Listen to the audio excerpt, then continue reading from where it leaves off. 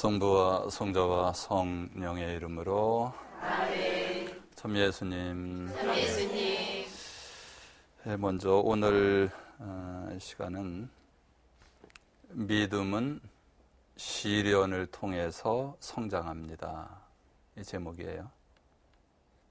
이해가 되세요? 믿음은 시련을 통해서 성장합니다. 그런 것 같아요? 네. 복음 말씀을 우선 먼저 읽어드릴게요. 마태복음 17장 20절의 말씀인데 예수님께서 대답하셨다. 너희의 믿음이 약한 탓이다. 내가 진실로 너희에게 말한다. 너희가 겨자씨 한 알 만한 믿음이라도 있으면 이 산더러 여기서 저기로 옮겨가라 하더라도 그대로 옮겨갈 것이다. 너희가 못할 일은 하나도 없을 것이다. 많이 들으셨죠? 겨자씨 한 알만한 믿음. 겨자씨가 얼마나일까요? 아주 조그맣다는 표현인 건 아시죠? 파씨 아세요, 여러분들? 파? 파. 까만 거. 파. 요만한 고죠. 파의 씨. 아주 작은 씨입니다. 그거만한 믿음이라도 있다면 이 산더러 저기로 옮겨가라 하더라도 그대로 옮겨갈 것이다. 너희가 못할 일은 하나도 없을 것이다. 저는 실은 이 말씀을 이렇게 들으면 좀 죄송하기도 하고 창피하기도 하고 그래요. 한 번도 이 산더러 저리로 옮겨가라고 해본 적이 없어요. 안 될까 봐. 그래서 믿음이 있으면은 못할 일이 하나도 없을 거라고 예수님이 말씀하시는데 참 겁이 많은 건지 믿음이 부족한 건지 그렇게 온전히 투신하거나 이러기가 참 쉽지 않습니다. 믿는다는 거 누구를 믿는 거예요? 하느님을 믿는 건데 그런데 우리는 많은 경우에 하느님을 믿는다고 하면서도 뭐 때문에 갈등해요? 나의 경험과 지식, 판단 때문에 갈등을 합니다. 저게 물리적으로 안 되는데 저게 될 확률이 적은데 그래서 어떤 때는 하느님을 믿어야 함에도 불구하고 믿는다고 하면서 실은 내가 하고 싶은 대로 이렇게 하는 경우가 참 많습니다. 심지어 그러다가 이제 다 저질러 놓고 그냥 어떻게 할 수 없을 때 하느님 알아서 해 주십시오. 뭐 이런 경우들이 꽤 있죠. 이러한 이야기가 있어. 어느 등산을 좋아하는 사람이 있었는데 친구들과 함께 이제 산에 올라갔습니다. 하루 종일 올라갔어요. 정상을 눈앞에 뒀는데 이 어둠이 내리기 시작하는 거예요. 칠흑 같은 어둠이 그 늦가을에 초겨울에 아주 그냥 순식간에 이렇게 쫙 흘러내리는 거 아마 여러분들 경험해 보신 분들은 느낌을 공유하실 수 있을 터인데 친구들이 내려가자 그러는데도 아쉬운 거야. 여기까지 와서 저걸 남겨두고 내려가기가. 그래서 이 사람은 욕심을 냈습니다. 친구들한테 먼저 내려가. 나는 좀 뛰어서라도 올라가서 꼭 정상에 정상 등정을 하고 그리고 내려오고 싶다고. 뭐 한치 앞이 안 보이는데 무리했죠. 많이 무리했어요. 땀을 뻘뻘 흘리면서 뛰어 올라가서 이제 정상은 올라갔는데 내려오자니 이게 뭐 칠흑 같죠. 뭐 날은 쌀쌀하죠. 뭐 칠흑 어둠은 그냥 확 또 뒤덮었죠. 그리고 이제 사람이 두려움에 사로잡히기 시작하죠. 뭐 한치 앞에 막 서둘러서 한참을 내려왔죠. 그리고 어떤 때는 이제 밧줄을 이렇게 잡아야 되는 그러한 곳도 있고, 내려오다가 미끄러졌어요. 밧줄을 잡고 내려. 헛발을 디뎌가지고 거의 다 내려왔다고 생각했는데 공중에 매달리게 됐습니다. 힘은 빠지죠. 밧줄을 감아도 날씨는 쌀쌀하죠. 뭐 어떻게 해야 될지는 안 갑니다. 칠흑 같아서 아래는 안 보여요.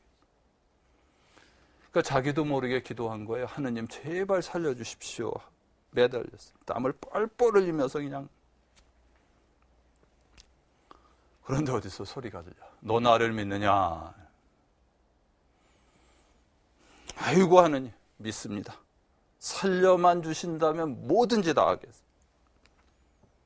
얼마나 반가운 목소리였겠습니까? 내가 정말 나를 믿는다면은 밧줄을 놔라. 이렇게. 네? 무슨 말씀이십니까? 밧줄을 놓으라니. 이거는 도저히 못 놓습니다. 뭐라 그랬어요? 좀 전에? 살려만 주신다면 뭐든지 하겠다고 했는데 밧줄 놓으라 그러니까 이것만은 못 놓겠다. 더 꼭 붙들고 늘어. 다음날 조난당한 남자를 찾아 나선 친구들 또 사람들, 밧줄을 잡고 감고 얼어 죽어 있는 사람을 발견했어요. 그리고 깜짝 놀랐어요. 왜 놀랐는지 아세요? 네. 땅과 1m도 안 되는 거리에서 밧줄을 잡고 매달려 얼어 죽어 있는 거예요. 네. 뭘 믿었어요? 자기의 경험과 지식을 믿은 거예요. 자기의 경험과 지식을 믿었지, 그리고 썩어 없어질 밧줄을 잡았고 늘어졌지, 하느님을 믿지 않았다는 거예요. 그런데 이런 경우 숱하거든요. 숱합니다. 네, 숱해요. 믿는 사람들은 누구를 믿는다 그랬어요? 하느님을 믿는데 누구를 믿어요? 자기의 판단과 경험, 지식을 믿는. 그런데 이러한 일들이요, 이렇게 극적인 경우에만 일어나는 게 아니라 저처럼 이제 본당 신부를 이곳저곳 다니면서 신자들과 만나게 되면 성당에서도 수도 없이 일어나요. 수도. 아마 여러분들도 아마 그런 사람들 만났을 거예요. 이런 경우 아마 여러분들 보실 거예요. 성당에 살다시피 하면서 활동했었는데 어느 날 냉담하는 신자들 보게 돼요? 안 보게 돼요? 보게 돼요. 정말 성당에 살다시피, 그리고 그냥 누가 봐도, 야, 너 정말 성당에서 사는 것 같다. 그런데 이 사람이 어느 순간에 냉담해. 희한하네. 어느 날부터 안 보여. 왜 그래요? 나중에 뭐라 그러는지 알아요? 나중에 상처받았다는 거예요. 상처받았다는 거예요. 내가 내 시간 들이고 내 돈 들여서 그렇게 열심히 했는데 사람들의 이런저런 말과 뒷담화에 상처받았다. 이런 경우들 많이 만나시죠? 많이 만나요. 네. 정말 활동해서 신앙도 성숙하고 신자들과의 친교가 잘 이루어져서 그 활동이 점점 신앙이 성숙하는 계기로 가면은 은총인데, 이게 그게 아니라 꼬꾸라져가지고 상처받아서 오히려 하느님으로부터 멀어졌다는 거예요. 왜 상처받았을까요? 근데 그렇게 열심히 활동했는데 왜 상처받았을까요? 응? 네. 여러 가지 여러분들 그러한 말씀들이 맞아요. 기도하지 않아서 그래요. 기도하지 않아서. 기도를 하면은 누구의 뜻을 따르게 돼요? 하느님의 뜻을. 기도를 하면은 하느님의 뜻을 순간순간 헤아리게 되고, 혹시 내가 주변 사람들의 여러 가지 상황을 인식하지 못하고 있는 건 아닌가에 대해서 두루두루 살펴요. 그런데 기도하지 않고 활동만 하면은 자기의 열정만 있잖아요. 그럼 자기 방식대로 막 이렇게 밀어붙여요. 밀어붙이고, 그리고 이렇게 해달라고 막 요구하고 막 이러면은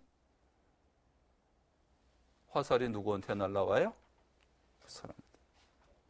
그래서 상처받는 경우.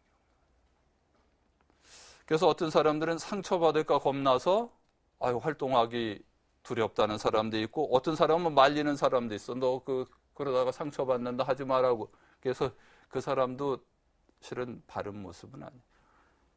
그걸 말리는 게 아니라 무엇을 이야기했어야 돼요? 기도하라고.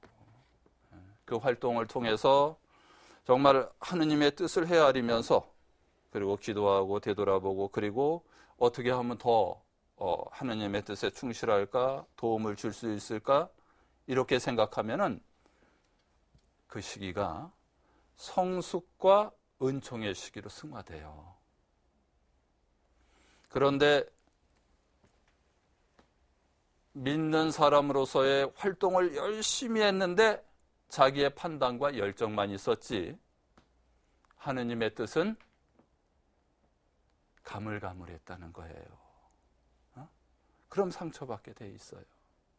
그리고 상처받을 뿐만 아니라 상처 안 받아도 그 다음부터 자기 주장을 막 해. 지가 옛날에 뭐 했다고 다 큰소리 치면서 시작하는 사람에게 그렇게 하면 안 돼, 이렇게 해야 돼, 야 그거 너 그렇게 하면. 이런 사람 또 만나요, 안 만나요? 만나요. 말 그대로 감나라 대추나라 하는 거예요. 자기가 뭐나 되는 것처럼. 그게 아니라는 거예요. 자기의 판단과 경험으로 이야기하면 안 된다는 거예요. 하느님의 뜻을 볼 수 있어야 돼요. 하느님의 뜻이 무엇인가를 우리는 그래서 끊임없이 기도하면서 묻고, 들으려고 귀 기울이고, 그 다음에 혹시 내가 하느님의 뜻에 조금 소홀한 면이 없는가, 이렇게 되돌아보면 상처를 받을 일이 있을 것 같아요, 없을 것 같아요? 있어도 덜하다는 거예요. 왜냐하면 사람은 내 생각과 같지가 않아요. 그러나 쉽게 얘기하는 것에 대해서 막 툭툭 부딪히지 않고, 그럴 수도 있겠다, 그 한마디에 그냥 다 일치가 될 수 있는 거예요. 그래서 괜히 쓸데없이 겁내고, 또 쓸데없이 하지 말라고 이렇게 하고 그럴 필요가 없는 거예요. 믿는 사람들은 그래서 하느님 안에서, 특히 활동이 많은 사람들, 특히 공적인 자리에 나서는 봉사자들은 특히 더 많이 기도해야 돼. 그렇죠? 네, 그래. 그러면은 참 저분은 정말 자기 시간과 그 봉헌을 통해서도 저렇게 겸손하게 열심히 하는구나, 참 보기 좋다, 모습이. 그러면 그거를 본받아. 또 그러면 어떻게 돼요? 존경하게 되는 거예요.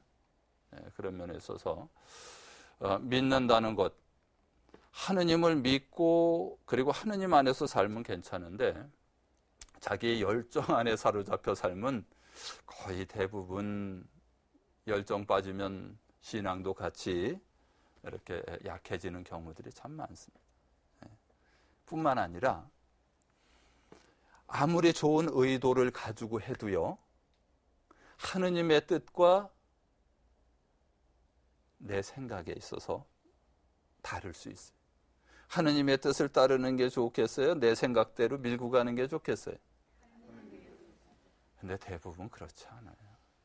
내가 맞다고 생각하면 내 길을 가는데 그렇지가 않다. 아무리 내 생각이 좋고 내가 맞는다고 생각해도 하느님의 뜻이 있다면 기다릴 줄 알아요. 아주 열심한 신앙을 가진 아가씨가 있었어요. 선교사가 되고 싶을 정도로. 선교사가 되려고 꽤 오랜 동안 준비했고, 그리고 인도에 가서 자기는 선교사로.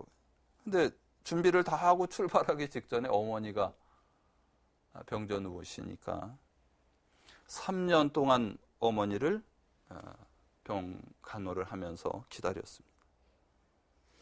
30살이 돼서 이제 다시 선교사로 가려고 수속을 다 끝내고 멀리 있는 언니를 마지막으로 만나러 인사차 언니 집을 방문했는데 공교롭게도 언니가 중병에 누워있는. 그리고 도착한 지 얼마 안 돼서 또 언니가 돌아가셨어요. 5명의 조카들 울면서 품에 안겼고 도저히 바로 떠나기가 어려운 거죠. 그래서 당분간 아이들이 안정될 때까지 좀 언니 아이들을 돌봐야 되겠다고 마음을 먹었습니다. 그러다 이런 형부마저 언니의 죽음에 충격으로 들어 눕게 되고 정말 아이들을 돌보지 않으면 그래서 이제 선교사 일을 잠정적으로 접었습니다. 그리고 정말 오래지 않아서 형부마저 세상을 떠나고 말았죠. 이제는 포기했어요. 이제 선교사는 안 되겠다. 안 되겠다. 그리고 온전히 5 조카를 돌보는 일에 헌신하게 됐어요. 초로의 할머니가 됐어요. 조카들은 아주 잘 성장했고 그리고 이제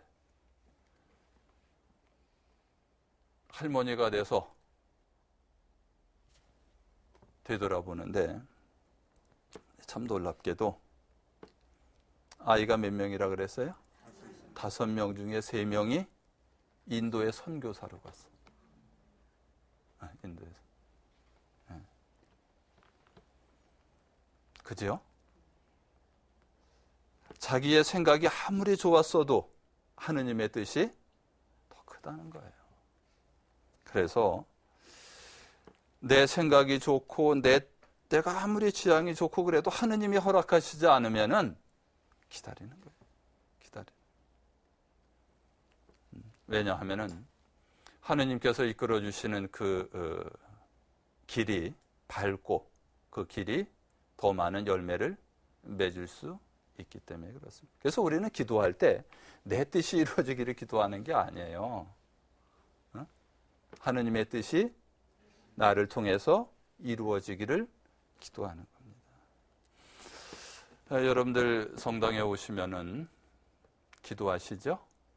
뭘 기도하세요? 일반적으로? 감사기도. 또 사실대로 얘기해봐. 미워할 필요 없이 뭘 제일 많이 기도하게 되시던가요? 집안 식구들. 일반적으로 보면은 집안 식구들을 위해서 많이 부모는 자식을 위해서 기도하고 그 다음에 또 건강이나 또 축복 그 다음에 돌아가신 분들을 위해서도 많이 기도하죠. 많이 기도합니다. 예비신자들에게 물어도 비슷해요. 예비신자들한테 어떻게 성당 나오게 됐냐고 물으면 대부분 하느님의 축복이나 마음의 평화나 실은 너무 힘든 일이 있어서 이 힘든 일이 잘 해결되기를 바란다는 이러한 기도를 많이 하게 됩니다. 그렇죠? 그렇습니다. 그러면서 이제 예수님을 따르려고 예수님께 기도하고 청하는데 그런데 이런 우리의 바람과는 달리 예수님께서 뭐라고 말씀하시는지 아세요? 루카복음 14장 27절에 이렇게 말씀하시죠. 누구든지 제 십자가를 짊어지고 내 뒤를 따라오지 않는 사람은 내 제자가 될 수 없다. 아니 우리는 예수님을 따르면서 시련이나 고통은 없고 축복을 바라는데 그리고 그러한 건 제 인생에서 좀 치워달라고 기도하고 싶은데 예수님께서는 무슨 소리냐 짊어지고 따르라. 짊어지고 따르래요. 우리는 기도하죠. 제 인생에 그러한 시련이나 고통을 싹 치워주십시오. 그리고 제 자식들에게 그런 탄탄대로만, 그런 거 말고 탄탄대로만 열어주십시오 하고 기도하는데, 예수님께서는 택도 없는 소리 하지 마라. 매일 제 십자가를 지고 나를 따라야 한다. 아이고 참 힘들죠. 제 십자가를 지고 따라야 한다니. 사람마다 십자가가 다른 거 아시죠? 네, 사람마다 다 다른. 우리는 시련과 고통을 십자가라고 이렇게 표현하는데, 뭐 사람마다 다 다릅니다. 어떤 분들은 정말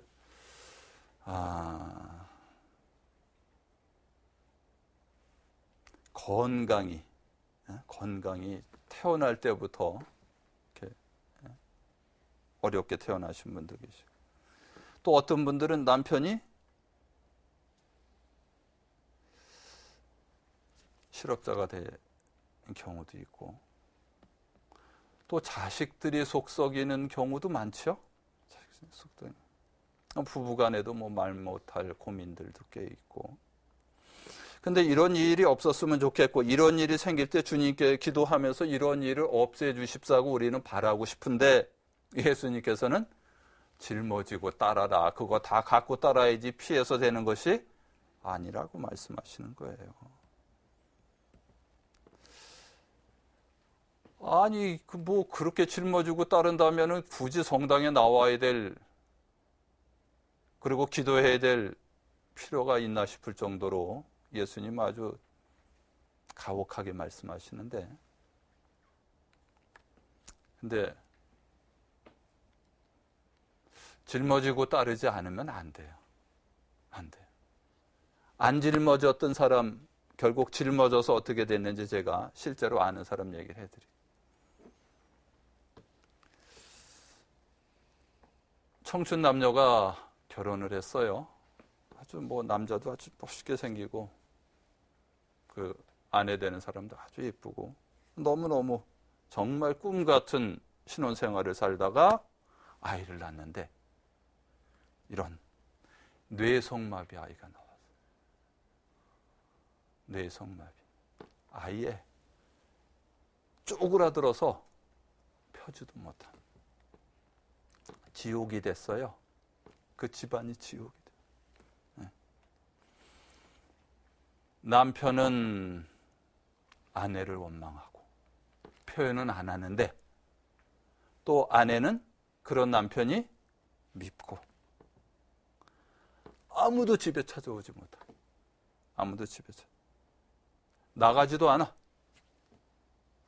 희망이 싹 사라졌어. 희망이 사라졌어. 한순간에 그 신혼 부부의 가정이, 그 천국 같았고 꿈에 부풀었던 그 가정이 한순간에 지옥같이 변해. 몇 년이 흘러서 남편이 예비군 훈련 가서 정관 수술을 받고 와서 다시는 안 낳겠다는 거야. 두려운 거야. 둘째 애를 갖게 된다는. 이해가 되세요? 그리고 다시 6, 7년의 세월이 흘렀는데 아내가 임신을 했어. 그렇게 수술했던 것이 풀릴 수 있다 그러더라고요. 임신을. 또 고민이 생겼어. 무슨 고민이 생겼어요? 낳아야 되나 말아야 되나. 낳아야 되나 말아야 되나. 네. 왜냐하면 너무 두려운 거야. 첫째 아이를 낳게 되고, 그 이후에 충격과 그 아픔과 절망과 그 모든 것들이 그냥 생생히 살아나니 어렵죠. 그러다가 이거 어떻게 해야 되느냐. 부부가 얼마나 고민이 되겠어요. 그죠? 그러다가 낳기로 결심을 했어요. 용기를 내서 낳기로 결심. 그리고 첫째 애를 부끄럽게 생각하지 말자. 우리가. 왜냐하면 우리마저 저 애를 부끄럽게 생각하고 멀리 한다면 쟤는 도대체 누구한테 사랑을 받고 살 수 있겠느냐? 부모인 우리는 그렇게 살지 말자라고 결심하는데 10년이 더 걸렸어요. 받아들이기로. 그리고 성당에 가서 냉담하고 있었는데 성사도 보고 미사 참여도 다니면서 이제 아이를 낳았는데 아이가 아주 건강한 아이가 나왔대요. 아주 건강한 아이가.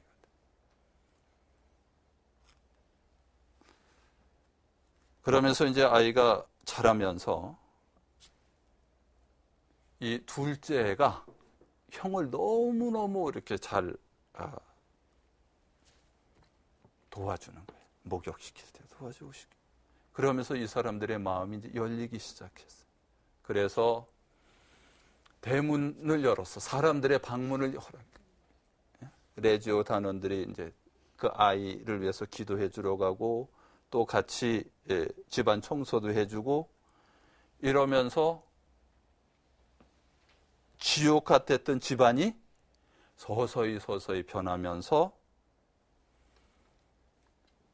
아이 때문에 이제는 그 뇌성마비 걸렸던 아이 때문에 그 집안에 아주 평화와 행복이 찾아왔어요.